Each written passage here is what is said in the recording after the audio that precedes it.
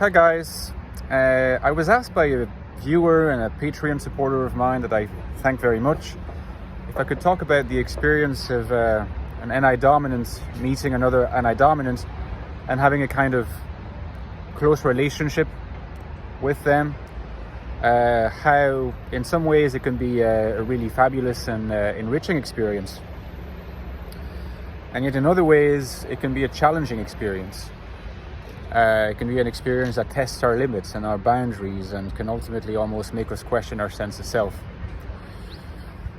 I think that what's important to appreciate here is that when a person who's NI dominant meets another person who is NI dominant, there's an automatic pull that takes place, It's something that is not conscious.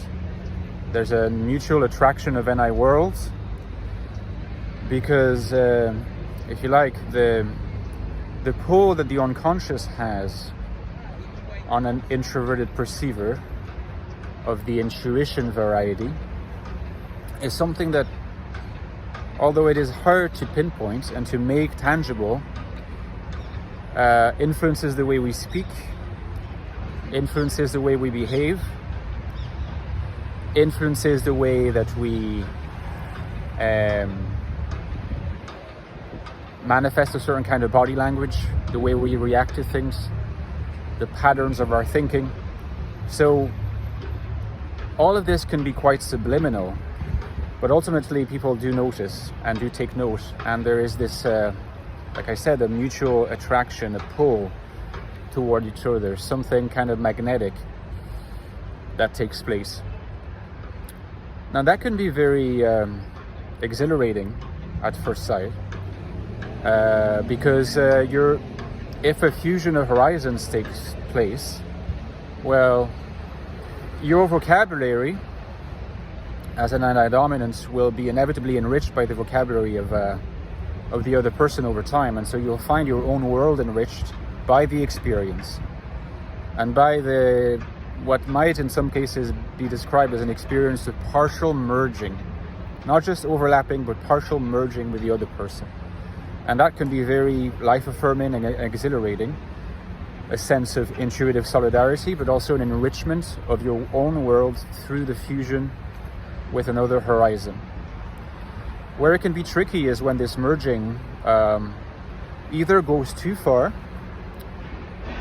or when it takes place in the presence of someone who's definitely also an NI dominant, but whose NI world has taken quite a different direction from yours. Because if we consider that NI is not just a dominant function for an NI dominant, it's also a world. It's the expression I prefer to use is it gives a world. So it gives a certain way of experiencing the world, not just in terms of form and structure, but also in terms of substance. It has a substance. Now, form and structure in the case of NI worlds, regardless of the kind of person that you are or come across, form and structure of the NI worlds, I like to describe it as oceanic, as you know, and I think it's oceanic in every case, so that's not going to change. If you are encountering an INFJ, for example, who is compliant, you might not see a lot of that oceanic, but in fact, you might not even really see the NI anyway. You might sort of guess that they are repressing their NI, that this is kind of an INFJ who's not leading an authentic life, usually for reasons that they themselves experience as legitimate, needing to protect themselves against a dangerous world, not really trusting external reality to show the full breadth of their NI personality and so forth. But leaving aside the question of those adaptive, submissive compliance, the encounter with another NI world can also be the encounter with a world that has a different substance from yours, and it really takes the concrete form of encountering another NI dominant that may have a very different way of looking at the world. The form is oceanic, like yours, but maybe, I'll give you some concrete examples. They will usually have a strong moral stance, but maybe their moral stance will be very different from yours. They will have perhaps political beliefs that are very different from yours, a way of looking at the value of science, of the value of the what lies outside of science, a way of looking at what it means to be a citizen of a particular nation, or what it means to live as part of a particular family and growing up in a particular kind of family. So their values might be different from yours, right? The INFJ and the INTJ is a type that can incorporate within itself a vast array of different views, values, and beliefs. Okay, permeated with oceanic experience, manifested through FE in the case of INFJs, through T in the case of INTJs. But again, the substance need not be the same. Now, when you're experiencing someone whose NI world is really radically different from yours in that respect, the pull can feel suffocating.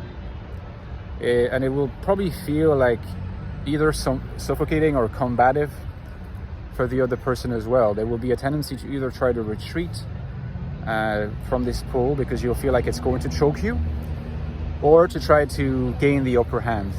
And sometimes NI dominants don't realize that, but they are trying to assert their worldview over that of another NI dominant. And since the worldview usually comes as a whole package, it comes as this massive thing that has holistic coherence to it. It's a lot to take, especially if you're not resonating with the substance of that particular NI world. And so it can be suffocating.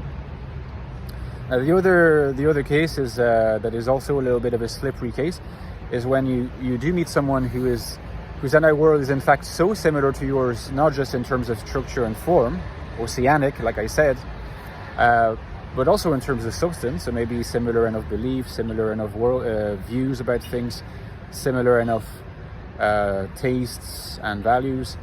Sometimes the merging can go too far, and you can almost feel like you're losing a little bit of your sense of self in favor of something like a bit of a hive mind between you and the other person. And it can lead to experiences of slight depersonalization. So you got to be a little bit careful about that too. Okay? I can go more in detail about it in the future if you'd like me to do that, so let me know in the comments. Don't forget, I've written 2 books on the INFJ.